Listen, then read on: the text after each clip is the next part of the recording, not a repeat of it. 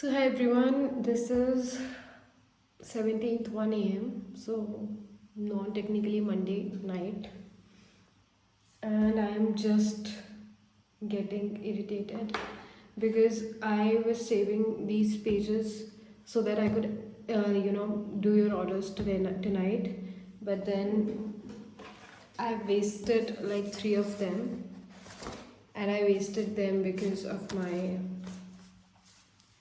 stupidity, and that is why I'm not able to finish the orders today also. Just wanted to record this. The whole day has been a mess, and then at the end of the day when I wanted to at least pack 5 orders, I cannot.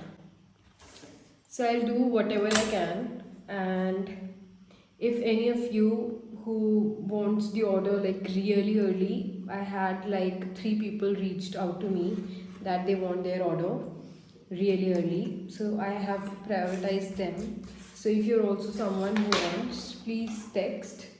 But please, if it is not a priority in your daily list, then just have patience. That's all I'm going to say. I'll be really thankful for that. I shipped like 11 orders today, in which there were mostly sequence-wise people, but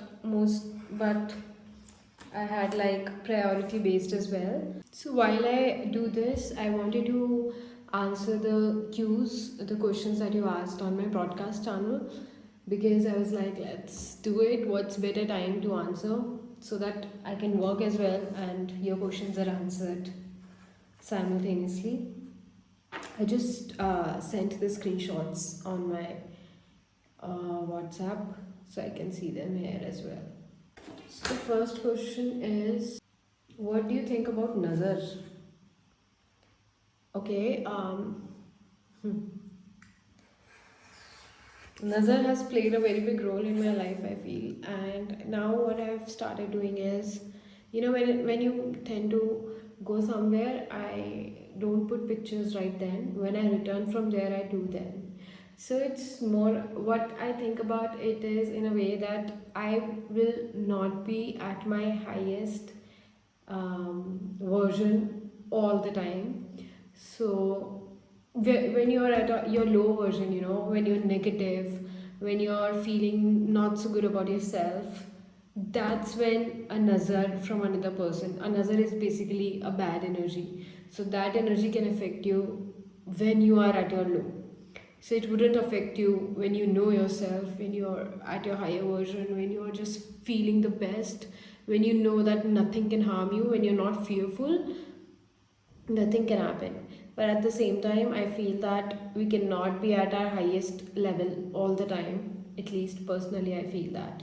So I feel that nazar does matter, and if you cannot, uh, you of course you cannot control it, but you can control yourself around it. So yeah, that's my answer maybe. if I could explain it. So when it comes to journal writing tips and what to write, how to write, I'll tell you very honestly, there is no way on, no one can tell you what to write, but the way how to write is basically, when you get up, there has to be some thought or many thoughts going in your head. So that's what journaling is all about, just writing your thoughts. So when I get up in the morning, all I do is, just take the pen and paper, and whatever it is, if I feel like drawing, I'll just draw. If I feel like writing whatever it is on my mind, because it's a no judgment zone. No one is gonna read it. It's just me. Even I'm not going to read it. But why do I do it? Like, once you're doing it, suppose you do it, and then you write something, and unknowingly, very unknowingly, it wouldn't be like it's very evident, oh, this changed, but very unknowingly, at some point in your day or at some point in your week, you will realize, oh, okay, I wrote this thing, or you may feel completion about something. Just pen down your thoughts. It can be in a shape of a sun, it can be words, it cannot be words, it can be just drawing, it can be anything. Just pen down whatever is going on here, just mental vomit it on the paper. Then we have how to connect with yourself. Yeah, so it is the same question as before. To connect with yourself, you actually need to give time to yourself. And I know in today's time, not everyone has a work from home job, and work from office really takes a lot. It takes a lot out of you. I am the most against person towards work from office, honestly. But I was saying, to connect with yourself, you need to just make a time of the day where there is nothing, just you, where there is no phone, where there is no laptop, no Instagram scrolling, no Netflix. It's just you. And then you have to just be consistent about it. So when it's just you, there is no other energy except for yourself. That's when you know who you truly are. And it's not like there will be a particular day where you'll be sure, okay, this is who I am. No, it's like an ongoing process. So I feel that it's a very ongoing process where you keep evolving as a person, and you will never be like, oh, this is me. Be it 5 minutes, be it 10 minutes, be it 45 minutes. Just make time to sit with yourself with no one around, and no, nothing at all. Just you, your thoughts, and your me time. I think me time is very underrated. Very underrated. Yeah. Then we have how to get strongly connected to positivity. When you feel negative thoughts about something, like nothing is ever gonna happen good to me. I can't. My this is not working. My that is not working. I'm so bad. Blah blah blah. When you think negative, you know what? No, it is not changing anything. Mostly it is just adding. You are adding your curses. You're repeating what is not good in your life, even if it is. I'm not saying it is not. Even if it is good in your life, you're saying, oh, this is not good, this is not good. So there are two things that universe does. If you count your curses, what you have, you won't even have that. It will give you more reasons to curse. And on the other hand, if you count your blessings, it will give you more reasons to bless your life. So when you say, how to get strongly connected to positivity, that's the only way you can get connected to positivity, by thinking that if you think positive, there will be more to be positive about. And it's the same with negativity as well. So you decide. You cannot be like, I am all. You have to connect to positivity, you have to connect to yourself. You have to remember that if I curse, I get a lot more to curse for. If I'm blissful, if I'm grateful about the things that I have, then that would multiply. Whatever you do, positive or negative, that would multiply and come back to you. So you decide, what do you want? Do you want curses or do you want blessings from the universe? I think you got your answer. Then we have how to create positive aura around us. Exactly the same in the last two answers. I hope you got your answer somewhat from there. First, sitting with yourself, being positive.